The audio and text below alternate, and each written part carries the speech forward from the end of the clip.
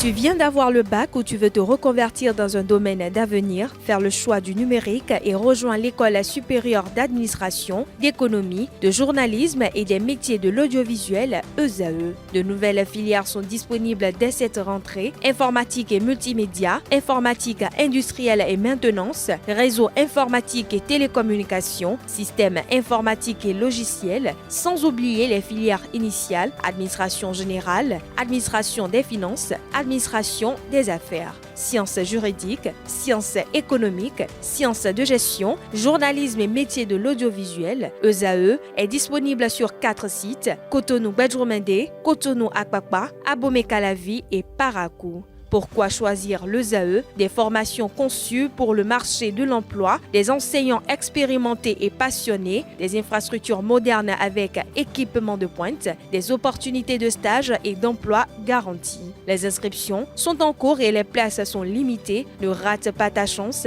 Donne vie à tes ambitions avec l'ESAE. Contacte-nous vite par appel ou par WhatsApp au 01 98 98 14 00 ou via email scolarité@esae.bj et visite notre site web www.esae.bj. Ton futur commence maintenant avec l'ESAE. Tu investis dans un avenir professionnel, concret et sécurisé. ESAE, l'excellence à un nom.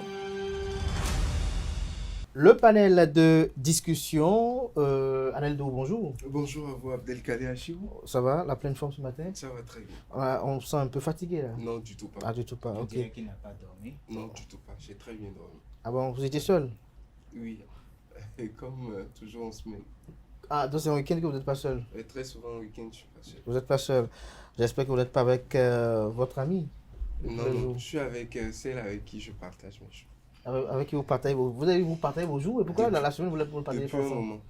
Pour qu'elle soit proche du boulot, Qu'elle soit proche du elle boulot. est souvent chez elle. Donc vous la laissez 5 jours pour le boulot et 2 jours pour vous. Je suis souvent avec elle également. Je vais juste dormir chez moi. Vous êtes jusqu'avec elle. Donc vous partagez juste le sommeil séparément. Merci à vous. Bonjour à nouveau à Kanté Amoussou, Diane Kouabou et Maurice Souci. Bonjour à nouveau.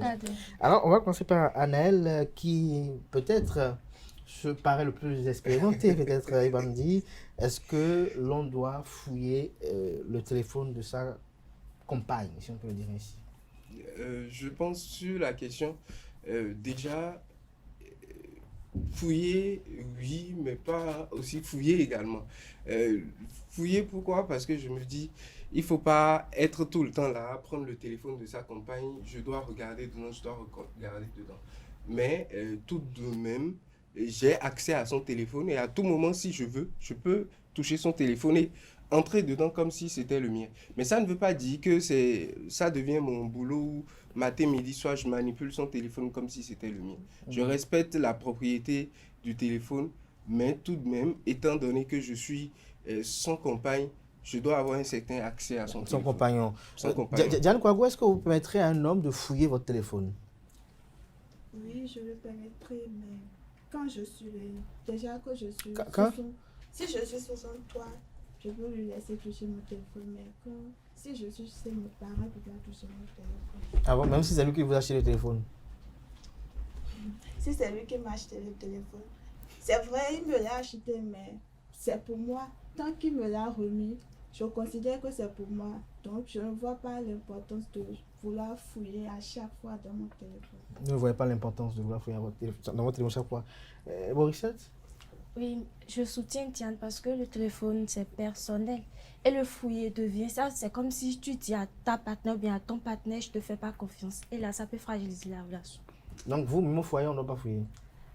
Au foyer, c'est différent, mais même si on est au foyer, ce n'est pas une raison pour fouiller le téléphone de son partenaire. Donc vous, même comme au stade d'Anaël, on n'a pas le droit de fouiller votre téléphone? Fouiller dans quel sens? C'est ça, il faut savoir d'abord. De temps en temps, jetez un coup d'œil pour suivre votre activité. Si tu fais ça, c'est comme si tu n'as pas confiance. Est-ce que la C'est un confiance, manque selon de vous, confiance. exclut le contrôle? Ça n'exclut pas le contrôle, mais ça ne permet pas non plus de fouiller le téléphone de son partenaire. Ça ne permet pas de fouiller le téléphone de votre partenaire. Lorsque vous êtes à la fin du mois et que votre salaire doit arriver, vous avez confiance en votre employeur qui doit vous virer le salaire. Mais est-ce qu'il y a une raison pour ne pas aller vérifier si le salaire est véritablement arrivé? Non. Alors, Kanté Amoussou? Eh bien, je répondrai oui tout de suite si on avait changé un peu je dirais, le sujet, parce que le mot fouiller me peine un peu. Ça me gêne un peu dans le sens où j'aurais accepté si on dit, est-ce qu'un partenaire peut avoir accès au téléphone de sa partenaire, tout simplement. Et là, je pense lorsqu'on a accès, on peut fouiller. Bon, oui, mais commençons par l'accès d'abord. Maintenant, fouiller aussi, moi personnellement, je n'ai pas beaucoup de temps à perdre pour aller m'asseoir, pour fouiller le téléphone de quelqu'un. Mais avoir accès, je pense que c'est la moindre des choses, parce qu'il y aura tellement de situations qui vont vous amener à avoir nécessairement accès au téléphone de votre partenaire. Ça, c'est une évidence. Et là, je m'en vais tout de suite dire à toutes ces filles qui estiment que en mariage ou encore dans le mariage, on ne peut pas avoir accès à 99,99%, c'est des filles infidèles, à mon avis, c'est personnel. J'aurais souhaité que pour les prochaines fois, par exemple, on essaye de capturer quelques vidéos pour voir. Et je pense que Jessugo a donné l'illustration parfaite hier en parlant de quelques briques de vidéos sur des tests de fidélité. Honnêtement, à la fin, quand on se rend compte que telle personne, même si c'est l'homme ou la femme, ne voudrait pas qu'on touche à son téléphone, c'est qu'il cache forcément quelque chose. Moi, j'estime qu'on ne peut pas se cacher des choses.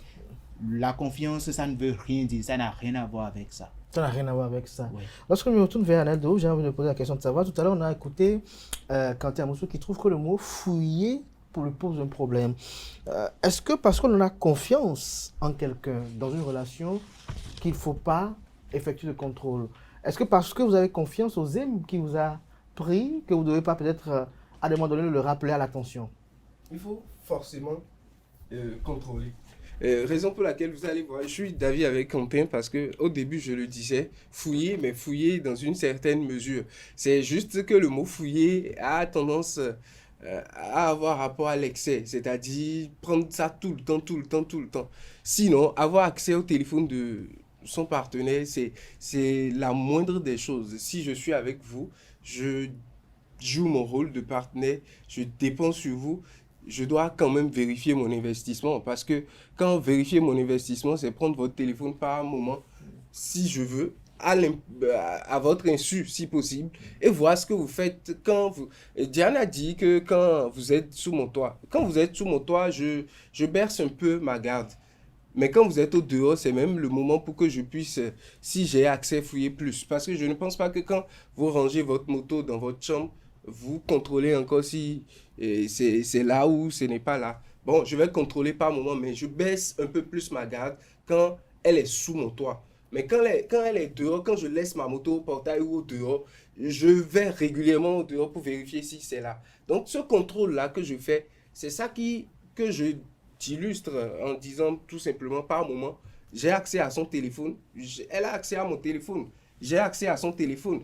Et quand on parle de confiance dans ce sens, pourquoi vous n'inversez pas les choses en disant tout simplement que pour avoir, comme preuve de confiance, vous lui donnez accès à cela. Et vous dites que comme preuve de confiance, il ne doit pas fouiller. Pourquoi se cacher des choses quand on décide de partager notre vie ensemble? On se voit quasiment, pour ceux qui ont déjà de l'intimité, on se voit quasiment dénudés, sans vêtements. Et on fait tout ça ensemble, mais on dit, on ne peut pas fouiller dans les téléphones. Maintenant, il y a les cas où souvent c'est pour l'homme ou c'est pour la femme, mais ça se décrit déjà à la base. C'est-à-dire, si je suis journaliste par exemple et que j'ai un téléphone professionnel où je dois avoir des données très professionnelles qu'elle ne doit pas toucher, c'est que je sépare mon téléphone professionnel de mon téléphone habituel. Parce que la femme, déjà, quand vous lui dites elle ne peut pas avoir accès à votre téléphone, elle se dit que vous faites tout. Et c'est bizarre, les femmes pensent ça, mais de l'autre côté, quand vous n'avez pas accès à leur téléphone et vous pensez qu'elles font tout, elles vont vous traiter de tous les noms, que vous ne faites pas confiance et tout. Diane Kouagou, est-ce que vous aurez l'envie de toucher au téléphone de votre partenaire? Bon, je dirais que depuis que vous avez commencé, c'est ça? De toutes mes relations. De toutes vos relations, oui. De toutes mes relations. Oui. J'ai jamais... Vous en avez eu combien? Je suis sûr qu'il y en a parmi nos amis intellectuels qui vous regardent là, qui en a donné de toutes mes relations. Ça veut dire qu'il n'y a plus que 2. Donc, on veut savoir est-ce que c'est 2, c'est 3, c'est 4, c'est 5, c'est 6, 7. C'est 2, ça devient plusieurs. Oui, de toutes, oui. De toutes mes relations. De toutes vos relations. Au fait, je n'ai jamais l'envie de fouiller le téléphone d'un homme. Jamais. Parce que en fouillant, il est un homme. Et forcément, il peut ne pas draguer, mais il y a des filles aussi qui draguent des hommes. En voulant fouiller son téléphone, je pourrais voir des trucs que je ne pourrais pas supporter. Comme quoi, par exemple? Comme tout ce que vous savez. Non, moi, je sais quoi, je vous pose la question ici. Comme quoi? Tout ce que vous savez. Donc, non, moi, je ne sais rien, je suis ignorant. Vous n'êtes pas ignorant, vous savez de quoi je parle. Ah, de quoi je suis au courant? Je n'aime jamais fouiller le téléphone d'un homme, juste pour éviter ces embrouilles, parce que moi je suis très sensible et quand je vois des trucs, je peux facilement m'énerver et quand je m'énerve, c'est pas bon. Donc c'est quoi? Tout ça. Quand vous énervez, vous prenez le pilon, c'est ça? Non, même pas, mais mon silence est très dangereux. Votre silence. Tant qu'il y a silence et qu'il n'y a pas action, au moins il est protégé pour ses parents. Alors, Morissette Massouci, est-ce que vous aurez parfois l'envie de regarder le téléphone de votre partenaire si vous avez des ressentis suspects? Non, parce que même si je regarde, j'aurai que mes yeux pour pleurer. Et lui va s'en foutre peut-être parce que les hommes, presque la majorité, ils ne sont pas fidèles. Même si tu es leur titulaire. Et les femmes d'aujourd'hui, elles sont fidèles? Les femmes sont très fidèles quand elles s'aiment. Oui, quand elles sont amoureuses, quand elles veulent vraiment du sérieux. Elles sont toujours infidèles, c'est ça? Les hommes sont toujours infidèles. Même si tu peux être Beyoncé, il va toujours voir ailleurs. Donc si tu fouilles dans son téléphone, tu auras tes yeux pour pleurer. Quentin Moussou, lorsque vous écoutez Diane et Morissette qui pensent que, bon, parce que les hommes sont des infidèles, il ne faut pas toucher à leur téléphone. Oh, les plus infidèles, c'est elles-mêmes. Je ne dirais pas les deux qui sont sur le plateau, je parle des femmes en général. Elles sont... Bon, est-ce qu'il y a même une catégorie de plus infidèles que l'autre? Mais n'oublions pas, l'homme reste l'homme. Qu'il aille chercher ailleurs ou pas, soyez sûr que vous êtes la principale ou la titulaire, comme elles ont l'habitude de le dire. Le reste importe peu. En tout cas, j'aime cette mentalité-là de certaines femmes qui pensent qu'elles ne sont pas obligées d'être à la trousse, de vouloir contrôler et tout. Et puis, parlons bien évidemment du sujet. Je pense que le tout peut commencer déjà par le mot de passe. Lorsque vous laissez votre partenaire connaître votre mot de passe, cela le rassure encore plus. Il sait à quel moment il peut prendre votre téléphone. Pourquoi mettre un mot de passe sur le téléphone? D'ailleurs, je me rappelle, il y a cela 2-3 ans. Bon. Bon, ça paraît étrange. Non, il y a cela le téléphone, c'est 3 ans personnel. où moi, mon téléphone circulait à la rédaction sans mot de passe. C'est Anaël qui m'a dit, mais mets un mot de passe parce que c'est pas bon, tout le monde peut avoir accès. Donc, mais quand vous n'avez rien à vous cacher. Non, ce n'est pas une raison, ce n'est pas une raison pour laisser le téléphone. Je crois que ça, c'est un autre sujet, ça. Je pense que ne pas avoir... On peut ne rien avoir à cacher. Mon téléphone n'a pas de code et qu'il arriverait que je le perde au dehors. Donc la personne qui le récupère aura accès directement à mon téléphone. C'est pas tout. C'est dans mon téléphone, il n'y a que des éditions de journal. Dans mon téléphone, il n'y a que bonjour papa, bonjour maman. Il n'y a rien d'illicite.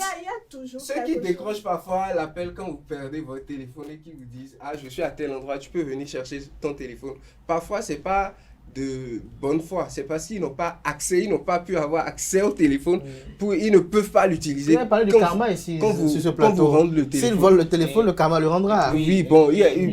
La technologie a évolué aujourd'hui. On a des téléphones Android qui sont traçables. iOS et autres qui vous permettent d'avoir au moins 5 empreintes digitales. Mettez un de votre partenaire là-dessus, l'histoire est terminée. On n'a pas besoin de s'inquiéter que quelqu'un puisse avoir accès. Tout comme fait, je suis totalement pour cela, il faut donner accès à son téléphone portable, à son conjoint. Il ne faut pas seulement regarder cette rivalité de je sors avec toi, je peux sortir avec d'autres. Non. Et il faut même regarder le côté où, si le danger advenait, par exemple, ma femme, elle a une crise, par exemple, et que je dois l'amener à l'hôpital. Je l'amène à l'hôpital, mais peut-être je veux appeler son boulot pour informer qu'elle n'est pas... Je dois dire, bon, permettez-moi d'entrer dedans pour que je puisse prendre son doigt et l'ouvrir d'abord. Non. En tant que responsable, en tant qu'homme, c'est que je pense que je peux prendre le téléphone de ma femme, que ce soit en public. C'est ça même qui...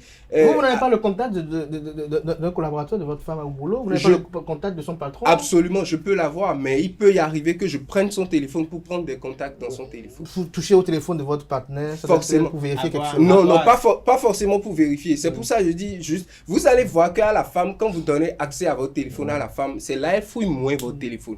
Parce que juste le simple fait que vous lui donnez accès au mot de passe, elle se dit même dans sa tête que je peux prendre ça à tout moment et qu'il m'a remis ça. Elle se calme et elle ne cherche plus forcément à venir fouiller. J'en connais le couple à Cotonou dont c'est la femme, la conjointe qui choisit l'escort girl pour son homme lorsqu'il voyage. Ça c'est tout, c'est des détails, c'est des... Je crois, hein, pour ma petite expérience de vie, je pense que vous êtes sur le point de conclure. Voilà, exactement. Ah non, laissez-nous le temps de conclure un peu. J'allais plutôt dire qu'avoir accès au téléphone, oui, pour conclure, bien évidemment. C'est ce qui donne plus de garantie et plus de confiance. Je me rappelle, il y a de cela quelques mois, où il y avait une jeune fille qui était venue chez moi. J'ai pris son téléphone, je voulais lui offrir des épaules. J'ai pris son téléphone.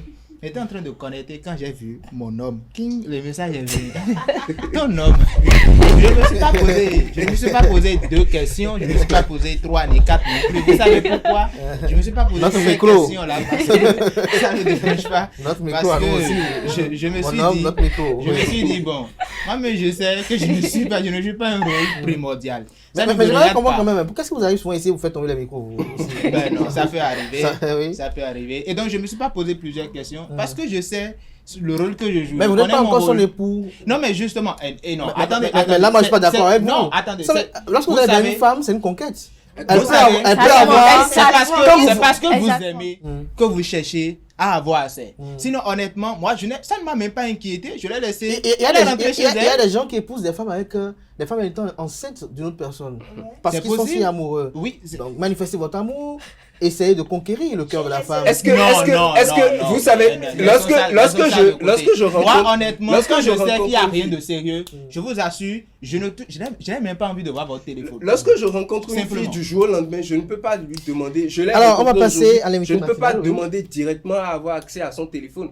Mais dès que je commence à avoir quelque chose de sérieux avec elle, ou on s'aime, normalement, de façon logique, où je commence à faire des pas vers elle, elle sait que c'est du sérieux. Je vais voir parfois ses parents et c'est que le sérieux s'installe. Je ne peux ne pas avoir accès. Et Annelle, de vous savez ce qui est bizarre, quand elles sont en amitié, elles vous laissent accès à votre téléphone. C'est-à-dire, leur meilleur ami, mes besties, machin, conneries, ont accès à leur téléphone. De fouiller le téléphone de sa partenaire. Par exemple, même si la femme te remet son téléphone et elle veut que tu ne vois, tu ne verras rien. C'est mieux d'établir. C'est mieux d'établir. Merci à tout un chacun. On va pas en finir. On va pas s'entendre par rapport à cela. Mais moi, ma petite opinion à ajouter, c'est que même si vous avez 20 ans de mariage, 30 ans de mariage, on n'est jamais à l'abri. Et la confiance n'exclut pas le contrôle. Les temps sont risqués, le dehors est risqué. Alors, chers amis internautes, lorsque vous avez une partenaire, on dit on se met ensemble pour former un. Et lorsque vous mettez ensemble pour former un, ça veut dire que vous partagez presque tout dans la vie. Vous savez, nous vivons avec nos parents environ pendant 20 années de notre vie, mais nous pouvons passer 50 ans avec l'enfant d'autrui, 60 ans avec l'enfant d'autrui. Et cette personne-là, on doit connaître sa vie. Et connaître sa vie, c'est être dans son quotidien. Et être dans son quotidien, c'est même à des moments donnés, jeter un coup d'œil pour apprécier un peu son activité sur les réseaux sociaux. Apprécier cela ne veut pas dire que l'on est possessif, ne veut pas dire que l'on veut vraiment faire des choses. Mais ça peut nous amener quand même à contenir certaines déviances. Ça peut nous amener à prévenir certains dérapages. Parce que la femme, elle est instinctive, elle est fragile. À des moments donnés, la femme, par inadvertance, commet des impairs. Il peut arriver qu'elle puisse commettre des impairs et l'irréparable, elle y a commis. Et donc pour cela, quand on est en couple, il faut toucher au téléphone. La femme qui touche au téléphone de son homme sait qu'elle doit voir des choses. Et lorsqu'elle le voit, c'est assez risqué péril. Une chose est sûre et certaine, ce qu'il faut craindre, c'est que l'homme ne fonde pas un autre foyer dehors. C'est vrai que la frontière, elle est assez mince, mais c'est ça qu'il faut craindre. Mais l'empêcher de voir dehors ou de changer un peu d'air, c'est quand même un peu criminel parce que la vie d'un homme est vraiment compliquée. Il est seul à penser matin, midi, soir pour sa vie, pour ses plaisirs, pour ses amis, pour ses frères, pour ses parents. Pour vous, madame, pour vous, petite amie, pour vos parents aussi, pour vos frères, c'est pas facile d'être un homme. Et donc, comme on le dit chez nos enfants, sous nous, glébez-nous. Merci à vous. C'était le panel de discussion de ce matin dans lequel je suis un peu impliqué. À présent, on parle politique avec Yves Organ, maître Yves Organ, qui est avec nous, un juriste hors pair de rang exceptionnel qui est avec nous ce jour. Avec lui, on va essayer un peu de le sortir de sa tanière pour qu'il nous commente un peu l'investiture de Romuald Ouaddaï, le discours qui a été prononcé et effectivement les perspectives pour 2026.